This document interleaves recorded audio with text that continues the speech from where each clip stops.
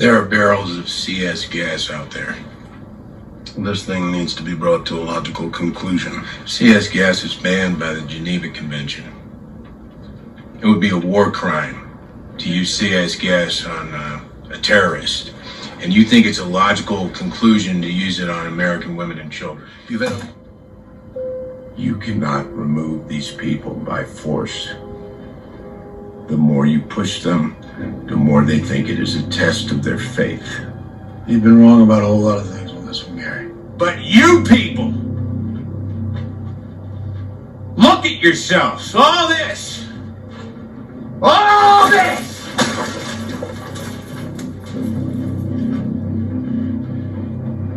You think this is really working?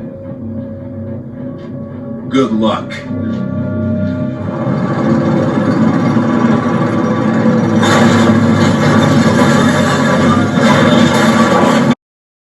I took a trip out to Mount Carmel. I went out there with a friend of mine, and we drove a while.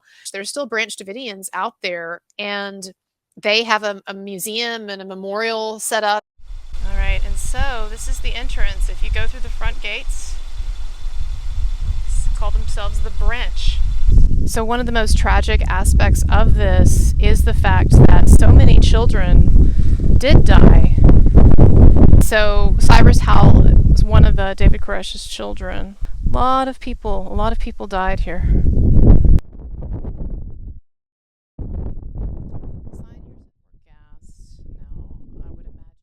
So we have here on some of these posters the martyrs of Mount Carmel, and it has their photos and their names. You see some of the faces of these people.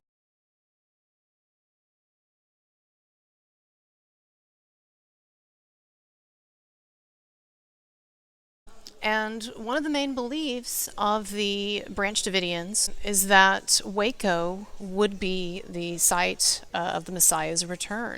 We've got the Ten Commandments on the walls.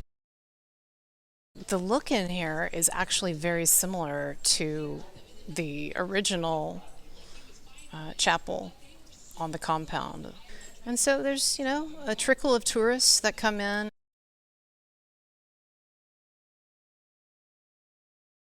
David Koresh, when he came to Mount Carmel, when he came to this Waco community, there was actually a woman who was in charge, and she was an elderly woman, and her name was Lois Roden. And she had assumed control like a decade before Koresh got there. She had assumed control when her husband died. And so she and her husband had been running this group. The group was it was formed in the early 20th century, but over time they had inherited it basically, or taken control, and then her husband died and she took control of it. When she took control of this group, she gave it this kind of feminist twist, and she began preaching that the Holy Spirit was female. And also when Koresh got there, she really took a shine to him, to say the least. And he expressed to her, when he got there, David Koresh expressed to her that he was really struggling with a particular sin, a particular issue. And she inquired as to what that particular issue was, because she wanted to help him as, the spiritual leader of this community. She wanted to help him overcome that issue. And so he told her that his issue was excessive masturbation. And so she set about, apparently, to help him to deal with this, I guess is how we could say it. And let's just say it was not through abstinence that he was able to deal with this. Yes, he worked his way to the top, which my whole point in bringing this up right now is just to say that lest we believe that only men tend to abuse their positions when they're in charge of, cults or alternative communities or whatever. So anyway, the point is the two of them, they have this affair, and so Koresh is able to ingratiate himself with her. Now, what complicated this is that she had a very strong-willed son named George Roden.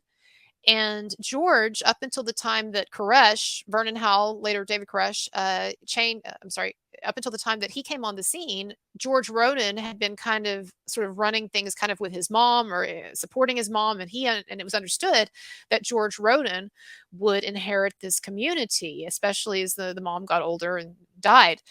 And of course, David Koresh was not cool with this, and he was the more charismatic person. So say what you will about David Koresh, he did have apparently a very strong charisma, and not a bad looking guy, ladies and maybe men, I think we can agree. And he had this sort of rock star thing going. I'll play a little of his music for you.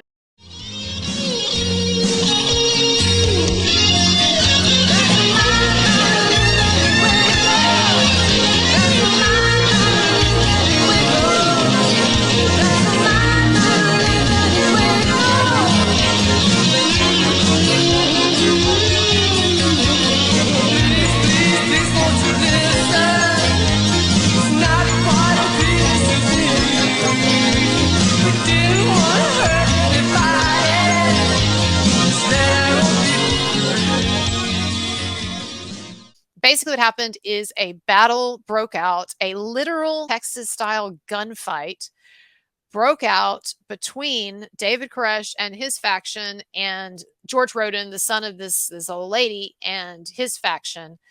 And basically, and the law was called in, and there were even charges filed, but the jury ended up, and Koresh was arrested, but the jury ended up acquitting him. And so what happened was Koresh then, George Roden leaves.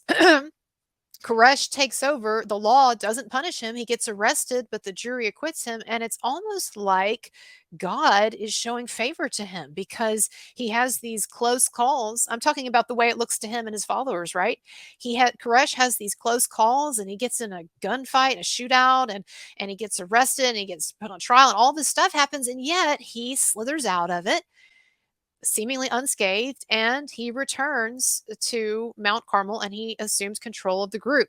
And so he took control, and people who believed in him in this group, they saw these as signs of his ascendancy, of signs of his greatness, that God has placed him back here against all odds and in the face of all these threats.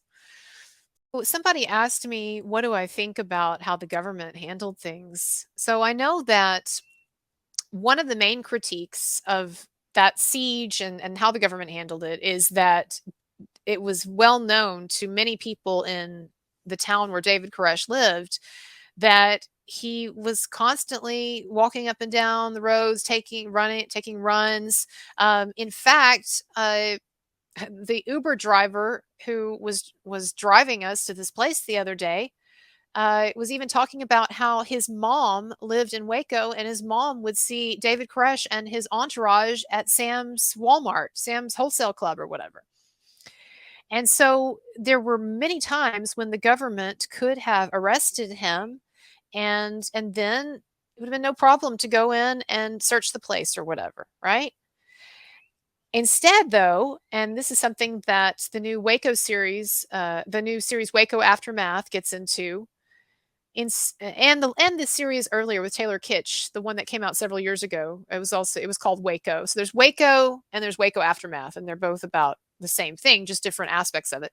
But anyway, one of the things that both of these shows get into is that the ATF, the reason why it wanted to do this big raid is because it literally needed press coverage. And so one of the reasons why there were people filming is because they actually were coordinating with the press. They wanted the press there filming. They had a PR agent that they had hired to run all of their press strategy for this raid. So they wanted a big shebang so that they could then use this to sell themselves to Washington, because they'd been getting some bad PR, and there was talk of budget cuts and of downsizing and eliminating departments and things like that. So this was handled. It really appears that this government raid was handled not in the way that would be the most prudent or that would save innocent lives, including all the many children who ended up dying in all of this, or that would de-escalate tensions. It seemed to be handled in the opposite way. And it's unfortunate, like I said, because the Branch Davidians, they had this apocalyptic end times scenario already in their heads. I've talked about this in one of my videos, but they were an offshoot of the Seventh-day Adventists. The Seventh-day Adventists are already really focused on Revelation and the end of days and apocalypse and all of that. And so this group was even more extreme than that denomination, right? And so you had people who were already and had already been indoctrinated by David Koresh to believe that one day there would be this big confrontation, as described in the Bible, where powers of Babylon or whatever, representing the government, would appear and would persecute them. And so what the government did is they fed right into the worst teachings and the most alarmist, incendiary teachings of this group. It was just very stupid. It was if they wanted to avoid unnecessary loss of life. Then they handled it in a very stupid way.